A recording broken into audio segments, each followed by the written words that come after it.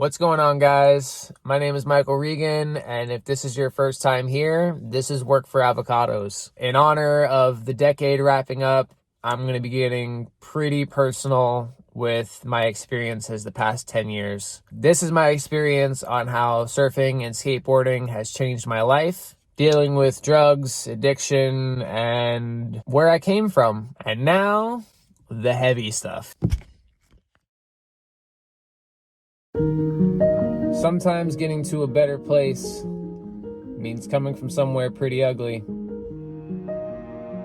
I'm not proud of a lot of things I'm sharing with you today, but I am proud of how far I've come. In order for you to understand who I am today, I need to take you back to 2010. Oh boy.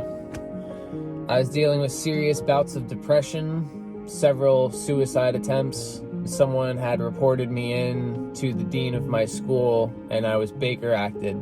I was taken into custody in the middle of the lunchroom because they felt I was not only a danger to myself, but I posed a risk to everybody else. I told someone to tell everybody to leave me alone. I was sick of the bullying, sick of the harassment. I just wanted to be left alone. Somebody decided to take that as I was going to harm everyone in the school. And the principal sent out a letter to all the parents, mixing me up with another kid in another school who had written a manifesto that they were going to shoot everybody. The principal told all the parents that that was me.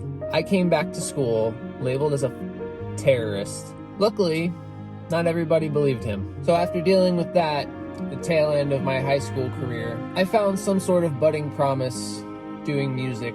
It was a way for me to vent a lot of my frustrations, and I eventually joined cross country and track. Masochistic nature of it all seemed to fit perfectly in with my depression and suicide attempts at the time. You just commit yourself to an hour of pain and feeling like you're gonna die on the inside. And I overdid it. I trained too much, and I wound up getting stress fractures in both my legs and having to be put in a wheelchair for the last month. And there went any shot I had at a scholarship. I went from the top prospect on the team, just another kid with no direction. My dad was a pastor, so I always dealt with being the preacher's kid, the expectations, constant moving every year due to ministry work. I was very much an outcast, quiet, a loner. What was the point? I'm not gonna try to make friends, you're just gonna move me. When I got into music, I was surprised how supportive my dad was. And for the first time in my life, between that and him being supportive of me in cross country, I felt like a wall had been broken down and we were finally able to connect. It was pretty short-lived though. After I graduated that year, my dad was diagnosed with lung cancer and he died 3 months later on December 23rd, 2010. My dad was a very authoritative, centralist figure to our family. When you take out someone who makes all the decisions and choices, everyone left behind kind of has to find their own path and relearn who they are. I moved out at 18. My dad was a surf photographer in the area in his last few years of his life. And surfing wasn't something that I had ever wanted to get into. It just seemed boring to me. So I got into surfing as a way to feel like I had some kind of connection to a man who was no longer here. I was working at Taco Bell at the time. I broke my wrist skateboarding while I was going back to school for massage therapy. So I was doing massage therapy clinicals with a broken wrist. I was just using my elbow and my left arm. Still working the Taco Bell drive-thru. I would elbow the soda fountain to get the drinks out. And from there, I got involved in the service industry at about 22. And as a lot of people can tell you in the restaurant industry, it's pretty wild on the inside. It's constant drinking, partying. I was offered Molly one night. I had a brief 4 or 5 month stint with that until we'd gotten some bad Molly. Anything like Molly, it's cut with a bunch of crap. We were basically doing meth. Did the massage therapy thing for a while. As a male massage therapist, I got thrown into a couple very uncomfortable situations where I had proposals thrown at me. So I decided to go back to school to be an RN. The nurses who were taking care of my dad in his last moments of life were very impactful and moving. So I go back to school, I get all the credentials that I need, take all my classes, and go to orientation for my RN program. The day before I'm supposed to start my program, I get a letter in the mail saying I failed a drug test, that I was banned for a year for testing positive for THC. That was that. In my mind, I justified it. I'm not that nurturing type of personality. If I had a loved one, I would want someone more nurturing to be in that position. And that was the excuse that I told my mom. Surprise, Mom, that's what it was. I know you're watching right now. Decided to settle for my AA. I started taking Adderall. When finals would come around, I had a really bad run with Adderall. Pulling all-nighters, studying, just cram it and take the test, do what I need to do and forget about it. I started taking Adderall at work. More tables, more money. More energy, more tables. So at this point, I'm doing Adderall once or twice a day. It was getting really bad. I was dropping weight drastically. I'm 150 pounds. Any amount of weight I'm losing at 6 foot tall is a lot of weight. Then I started drinking on Adderall.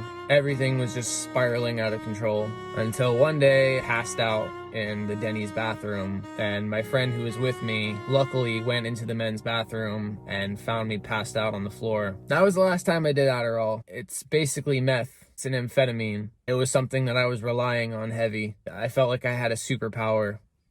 So stupid looking back. That was it. I knew I needed to get clean. I just got super involved into surfing and skating, giving me a fresh perspective on what it was all about and what was important. So I put it all away, was at work one day. Somehow I got a hernia. I had to have hernia surgery and I was out for like another month. I just felt like it was one thing after another. A lot of it bestowed upon myself, admittedly. That was a whole nother recovery. It took a while to get past that. I was like, dude, I have to do something. I've got to get out of this town. I have to get out of this restaurant. This restaurant is killing me. So I tried to move to Colorado. Injured my groin like 6 months down the line. It happened like right before I went to go move. So I spent like a week and a half in Colorado, but I was scared that I had another hernia complication and I didn't have any insurance. I went back home and luckily my buddy Crimson let me crash on his couch, and he was telling me about this program called Workaway. You go work somewhere 25, 30 hours a week, and in exchange you get a free place to stay.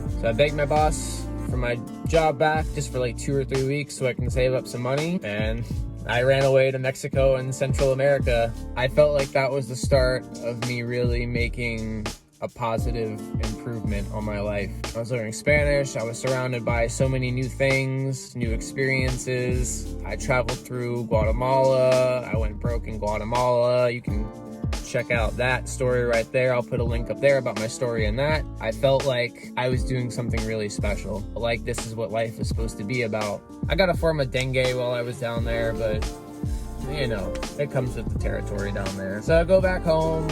Yeah, I wound up working at the same place literally like 6 or 7 times. I like came and went. So I would just come, work for a few weeks, dip out. And it wasn't until this year, actually, 2019, I realized that I've been running from death. I was so affected by my dad dying.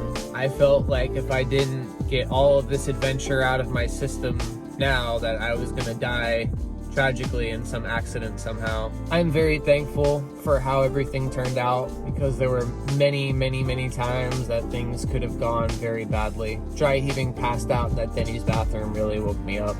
I really honestly believe that if it wasn't for the surfing and the skateboarding, that I would not be here talking to you guys today. To this day, I'm still learning to accept that I don't know what's best all the time. I'm not as great as I think I am. I'm happy to tell you guys that I am 2 weeks of not smoking weed either. I don't think that the green is necessarily bad, but smoke is smoke at the end of the day, and with my dad's lung cancer, I just can't justify it anymore. I believe it has a lot of benefits, but I've been doing it every day for more than 10 years now. I've been high off my mind. So how do I even know that I like it? Every day is a new experience and trying to figure out who I am. You know, you do something like that for so long and that's your identity. I'm still trying to figure out who I am. I'm still trying to figure out where I'm gonna go forward, but I'm not running anymore. I'm not running from myself anymore. This is definitely a much different YouTube video than you guys are probably used to see me posting. I'd love to hear from you guys on your thoughts on this channel, where you think this channel should go, what you'd like to see more of. I feel like I've gotten a lot off my chest. I'm sorry if I overwhelmed you guys with this, but it is who I am. Every day is a step forward. I'm super stoked to be where I'm at right now. Thank you guys again. If you enjoyed this video, if you feel like this video might be able to help somebody, share it with them. Please press the like and subscribe button. I will be seeing you guys next Thursday with a fresh video. I'll see you guys. Thank you so much. I love you guys.